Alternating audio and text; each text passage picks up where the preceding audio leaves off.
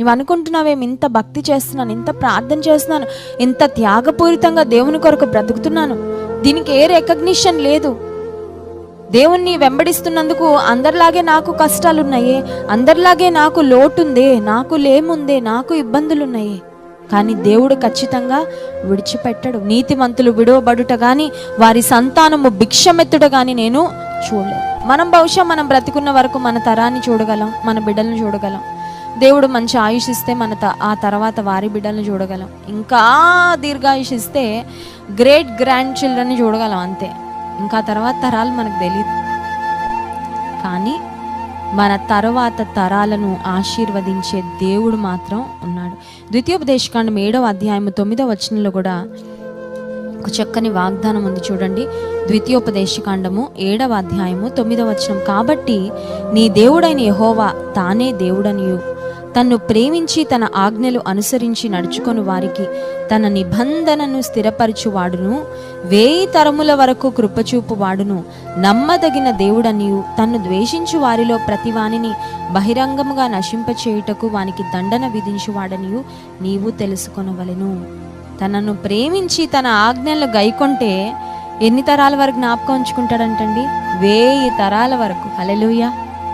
దావీదును మనం గమనిస్తే, దావీదు యాక్చువల్గా యోనాతానును చాలా ప్రేమించాడు.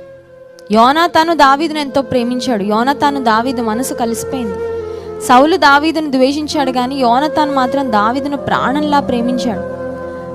యోనాతాను చనిపోయిన తర్వాత, సౌలు కుటుంబం చనిపోయిన తర్వాత దావీదు ఒక సమయంలో ఎంక్వైరీ చేస్తాడు.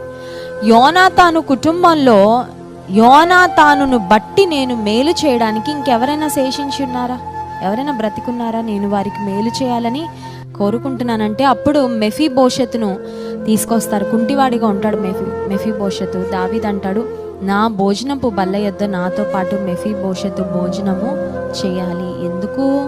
అది మెఫీబోషెతు గొప్పతనం కాదు, కానీ యోనాతాను పట్ల దావీదు చూపించాలనుకున్న ప్రేమను యోనాతాను చనిపోయాడు కాబట్టి ఆ తర్వాత తరంలో మిగిలిన వారికి చూపించాడు.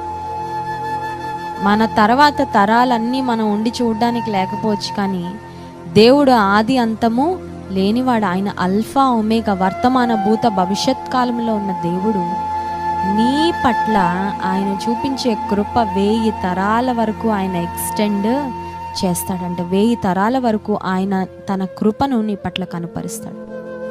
కనుక దైవభక్తి విషయంలో మనం ఏనాడు కూడా కాంప్రమైజ్ అవ్వకూడదు. నీవు చేసిన భక్తి నీతో వెళ్ళిపోదు, నీకు మాత్రమే, నీ తరానికి మాత్రమే లిమిట్ అవుతుంది అని దయచేసి భావించొద్దు ప్రియమైన సహోదరి.